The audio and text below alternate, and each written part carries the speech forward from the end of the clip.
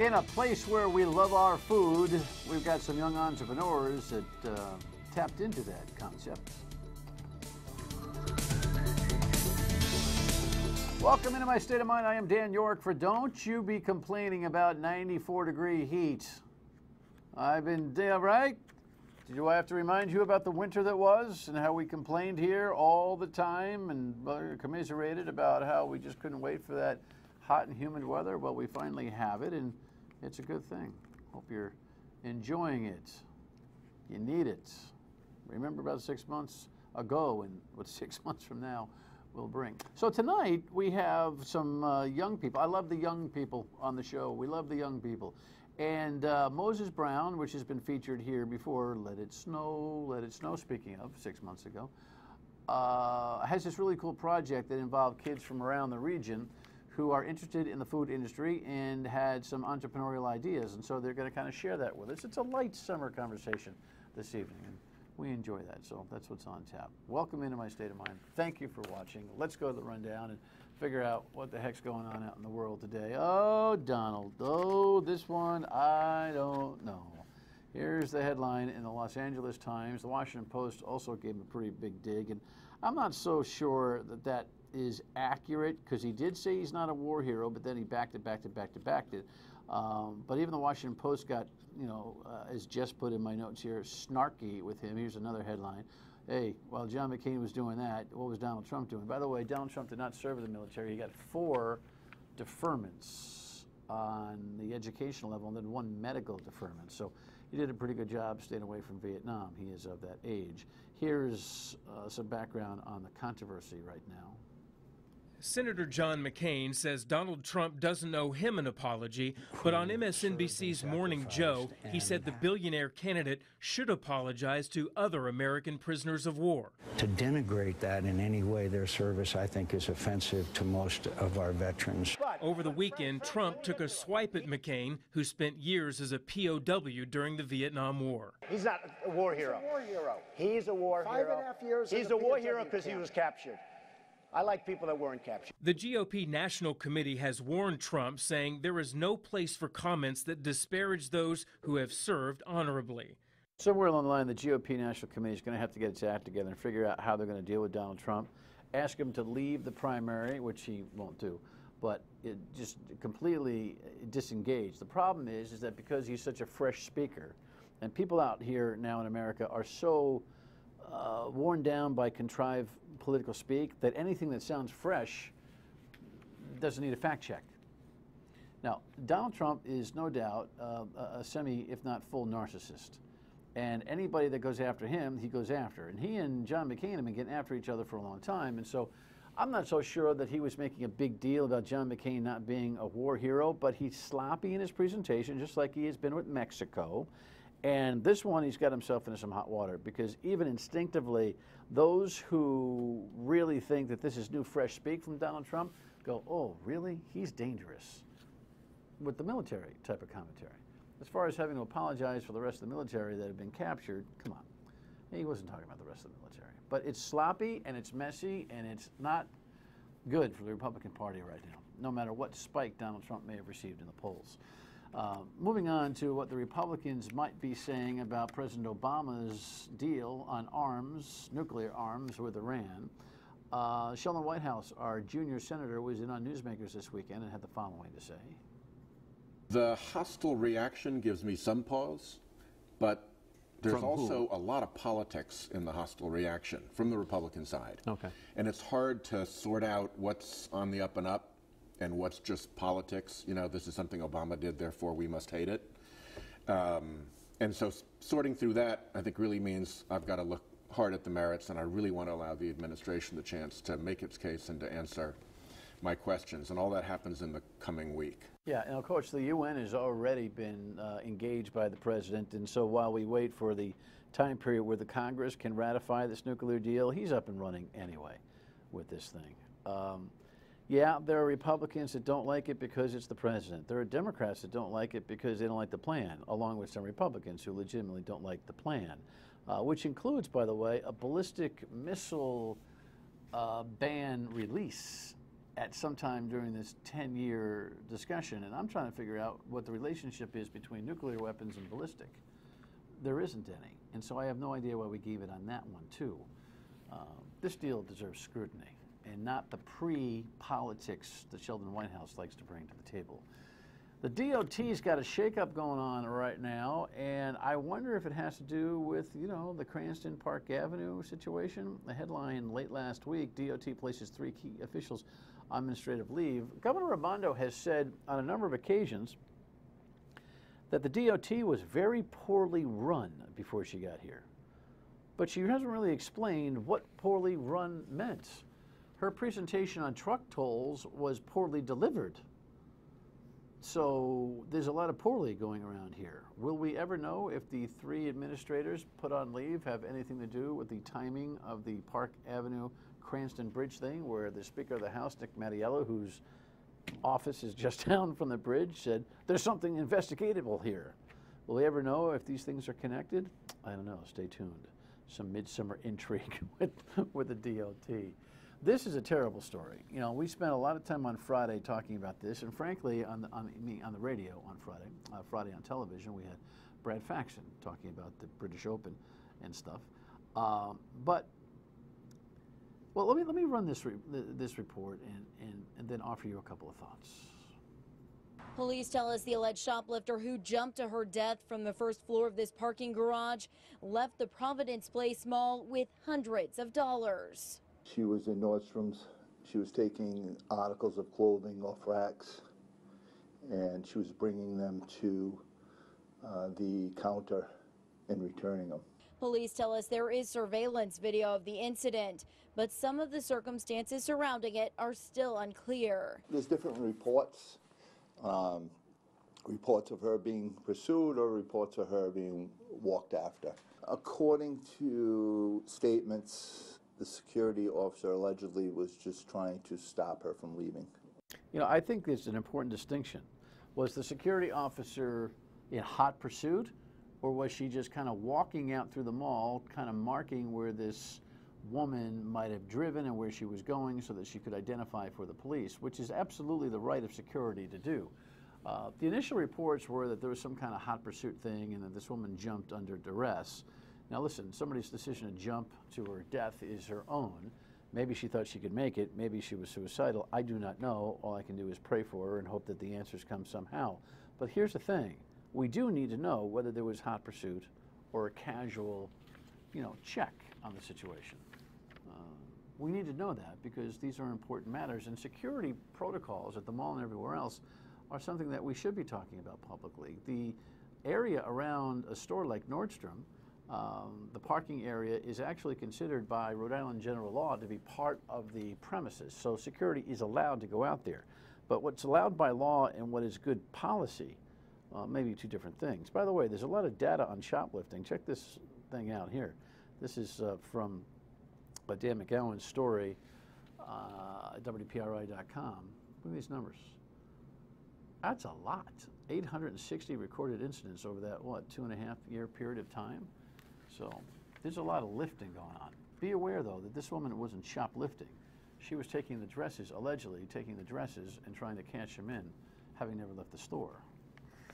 All right, and this little ditty here is just a constant puzzle, and I'm probably going to antagonize you with my commentary, but the Providence Journal headline from Sunday, I read the story and just shook my head again.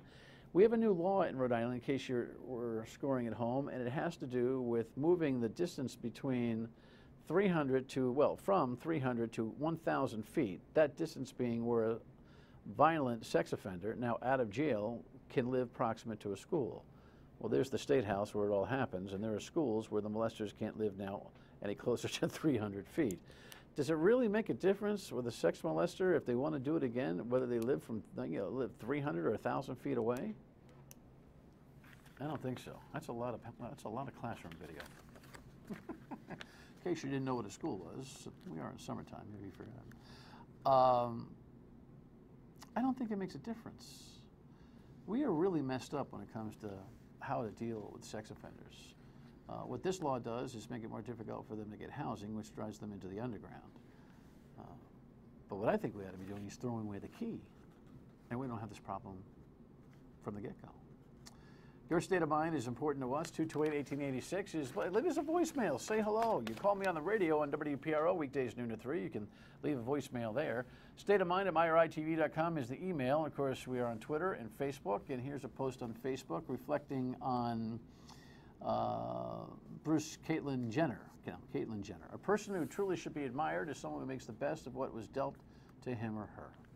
Well, I guess Caitlyn Jenner has made the best of what was dealt to him if you believe that he always felt like he was she.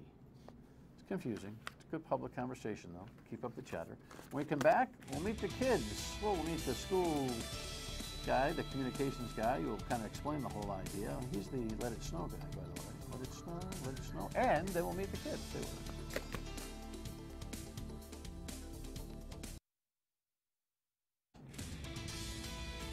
So check out this cool video. Hi, my name is Maria Vale, and I want to tell you about my senior project, Chez Innovation. It's sort of a business school through the lens of the food industry, a concept that sprung from a Moses Brown think tank that I participated in last fall.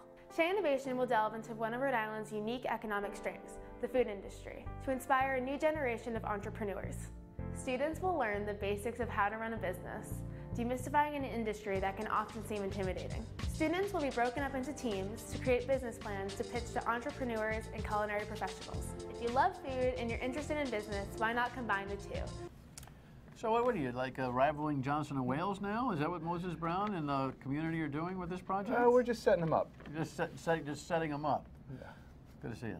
Good to see you too. Adam, don't. I was actually serendipitously comparing this weather with the weather that we had all winter long.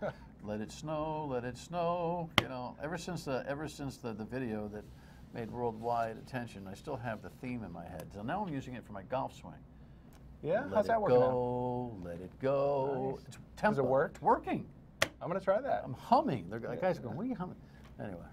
Good to see you. Communications director for the Great Moses Brown School, but this project was not just about the school. You spread this around a little bit, didn't you? So the actual title is Director of Communications and Community Engagement. Oh, yeah. That's where a lot of the fun comes in. Right. And that is, how can Moses Brown live out our values institutionally in Providence, in Rhode Island, and sort of, be the change we'd like to see in the world and that kind of thing. So tell me about the project. This young lady, it was her idea? Or how'd that go? Every 18 months or so, we do a think tank to see how can education improve things in Rhode Island generally. And we pull together students and educators and politicians and artists from around the state to get our brains together. And this winter, head of school Matt Glendinning said, if we can come up with a viable idea, I'll put $10,000 behind it. And this is the idea that came out of that project, out of that weekend rather. And Maria signed up and said, I'd like to do this as my senior project. So she actually called every principal of every high school and every middle school twice and emailed them twice and went to schools personally to recruit students and tell them about the program. That's a lot of work. What is Maria's last name? Veal. Maria Veal. Yep. Another enterprising young lady. So she get an A? Yeah, she got an A. She got an A. She's a rock star and a half. Rock star. So is she a senior or she was outgoing? No, she just graduated. She did? Yep. All right, good for her. Where's she going? She's going to BC. Good for her. Yeah, Tough first school to choice. get into. All right, so her senior project, your mutual ideas, a little bit of funding, allowed a bunch of kids to do a bunch of different things. We're going to meet a couple of them coming up, but highlight for me what the week was. You just finished the whole thing. We just finished up yesterday, actually. So it was a week-long business boot camp focused on the food industry. If the food industry is Rhode Island's great strength and the economy is our great weakness, can we use the one to address the other? So we wanted to embolden the generation of entrepreneurs to go out there and do it. We wanted to let them see enough of the food industry that those who are intrigued by big business like Daniele Foods could get a look at that. And we got a behind-the-scenes tour of Daniele, who was actually a huge supporter of the project. And let other kids who are interested in social justice issues go to Amos House and see what that's like.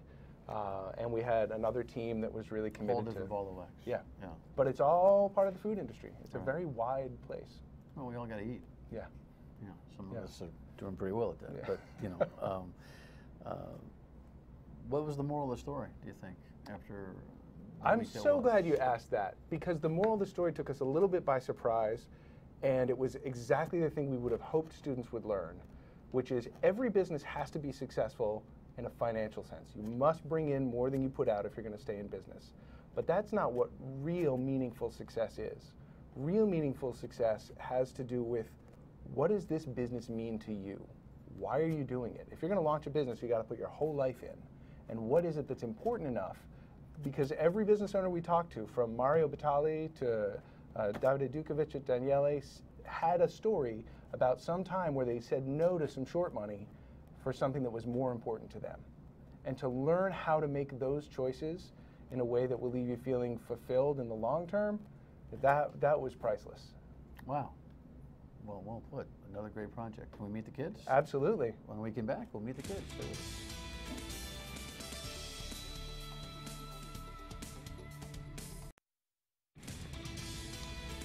Some scenes from Chez Innovation out of the Moses Brown think tank there. Some pretty cool operations going on right there. Where was that? I was at Daniele. At Daniele, yeah. Okay. And what else we got there? What was that? That's you? Is that you? Farm. Is that you out there? Yeah, that's me right there. That's you. Yeah. A wide-ranging exercise. Is that you drinking? Yeah, it's olive oil. It tasted pretty bad, but it was fun. It was fun. All right. Well, okay. Come on back. Is that Peyton? Yeah, that's me. Oh, good. All right. Well, so we got everybody in. We probably should introduce you, and not just so photos all after all evening, right? Peyton, PJ, and PJ makes Peyton laugh. So I try. How do you do that? I mean, just whatever. It's pretty easy, I think. Yeah. Peyton Are you an easy sell for a comedian? I laugh a lot. Yeah. Well, there's nothing wrong with laughing. Welcome, both of you, to the broadcast. Nice to have you. Thank you. You're both juniors, or going to be juniors. Are you really a junior until you get there? Yeah, I guess you're a junior. It's really hard to call it in the I'm summer. transitioning between sophomore and junior year. Very nice. Good vocabulary. Met school, right? Yes. Moses Brown. Moses Brown. It is. I remember. What year are you in? Well, okay. We'll just call you juniors. What did you take from this project? Well, I learned a lot because I went in with no business experience. I knew I kind of wanted to go into business when I grew up, went to college and stuff. But I learned a lot. We learned the business model, revenue model and everything like that. Who our partners are going to be, how we're going to make money, all sorts of different things. It was really I learned a lot. Yeah, it's great. Did it change the way you saw your future? It changed the way I saw a lot of just businesses in general, because everything is a business. So it just changed. Oh, these are who they're partnering with. Here's how they're making money. It's kind of like awakening. It was cool. It's really cool. What was your take? I thought that it was really interesting. I went into the program with some business knowledge.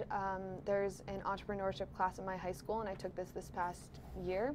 And when I was taking the entrepreneurship class, I did it with the focus on being music, because music is the thing I love most, and it's what I want to do in the future. And I took that business pretty far, and I took it to the regional business plan competition. And then when that was over, I was really upset, because I learned through that whole process that I didn't just love music, I also loved business. And after that, I heard about this camp called Chez Innovation, and I was like, well, I want to keep working on business plans. And people were like, it's about food, right? Not music. And I was just like, well, yeah, I know it's about food, but I just really like writing business plans and getting involved with that stuff. So I'm going to do it anyway, and I'm really glad that I did. I think it was really interesting. We learned about the lean business model Canvas, and I had never seen that before. I thought that was really cool, and it was really interesting to work on a business that was different than music. So the business that we worked on was really different than anything else that I've ever worked on before, and I think that the experience was what I took away from that. Wow. I'm blown away. So you could write a pro forma today if you wanted to, right? I mean, I don't know about that, but... Well, do you want to be in the business of music? Yeah, totally. What would the business be in your mind? Well, I'm a songwriter, so I spend a lot of my time writing songs and singing and stuff, and I've been trying to perform more recently, so my business was about trying to book gigs in Rhode Island for myself and for other young artists, because I know that can be a hard thing to do. So changing business, the music industry. Yeah. It used to be pretty boilerplate how you got to wherever, but now with the social media and the internet and the various platforms, it's kind of entrepreneurial navigation to grow a music career, isn't it? Exactly. All right, well, you've got some notes. What do you want to be when you grow up? I think I have not completely decided yet, but I think I would like to go into like work going like making films and stuff like that. Like I write a lot. Like I write a lot of screenplays and stuff like that. But I always like was kind of always interested in like also like the business side of like just producing films. So I was like, oh, it'd be cool if I like went to a business camp. So learn how to do this before I go to college. I want to have some experience. What was your single biggest takeaway from the exercise? From the Chez Innovation? Oh man, I never knew that. The biggest takeaway I had was probably, I mean, I took away a lot. I'm not. All right, pause. I'll think about it. What was your biggest takeaway? Biggest takeaway was learning, I think, not knowing anything about the food industry because I've always been more interested in business. My biggest takeaway was I didn't know that there was like so much that went into it. I didn't, like when you go to a supermarket and you buy your groceries, usually you buy a chicken and you don't think about the chicken that had to be raised and killed and skinned and cleaned and put in a factory and packaged, and you don't think about all of that. And when I went to the camp, I just saw like all of the like components that went into it that I didn't realize before. So I think, I mean, just like I took away a lot just learning that. It's a big world out there processing product, right? Yeah. No matter what it is. And also it makes you think about every shelf that you look at, whether it's a toy or whether it's a guitar or whether it's a chicken. That stuff doesn't just, appear. All right, now your time is up. What's your biggest takeaway? Well, I learned like a lot about like people who make the food, and like we went to Blackbird Farms, and like the farmer there, she was so like, she cared so much about the animals. She cared so much about what she did, and I learned, like, took away that, like, because I'm not vegetarian or anything, but I always thought, like, man, it must be so hard. It must be so hard because, like, you have to like kill animals and when you're producing like all sorts of food. I took away that these people commit their lives to the food business, and it's so interesting to see. I was so blown away by how much these people cared about it. Well, Adam, Mr. Olin, in the last segment was talking about the takeaway or the moral of the story being, these are missions. Yeah. Entrepreneurs, to be successful, need to be on a mission, right? It's not a nonchalant decision, and it's certainly not a nonchalant effort. Yeah. Yeah. All right. You think you like this job too? Yeah, this job's pretty cool. He said to me during the break, I could do this. Yeah, you're pretty good at it. So, what's next for you? What's next? Not sure.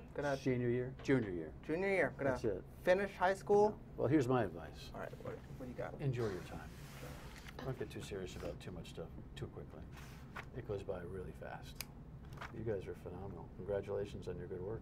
Thank you. Are you going to sing me a song, write me a song, or send me something? Definitely. All right, well, when you do that, we'll have you back. How's that? I have a demo CD of me today, so there you go. give you She's before on her I leave. game. Thanks for coming. Thank you. All right, one Thank more thing. you. We'll come back to you.